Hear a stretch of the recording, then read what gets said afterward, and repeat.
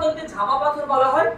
আর pumice পাথরে যে দেখছো লাভা যখন বেরিয়ে আসছে, এই লাভার উপরকার লাভার ভিতর থেকে যে গ্যাস বের হচ্ছে তাতে কি হচ্ছে, উপরকার ফেনাতে ছিদ্র ছিদ্র হয়ে যাচ্ছে, ওই স্টেজ যেরকম কার্বন ডাই অক্সাইড বেরোতো ওই রকম। সেই জন্য পিউমিস পাথরে কি থাকে, বোঝা যাচ্ছে তো?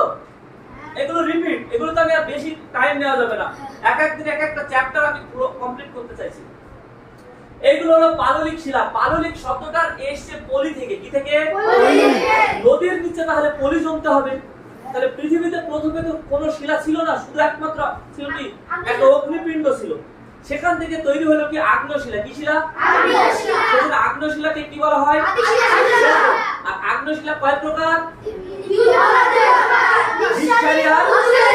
আর তোমাদের বই 3 ধরনের উদাহরণ আছে, granite, basalt are very good. তো এইখানে সেই আগ্নেয় শিলা যখন নদীতে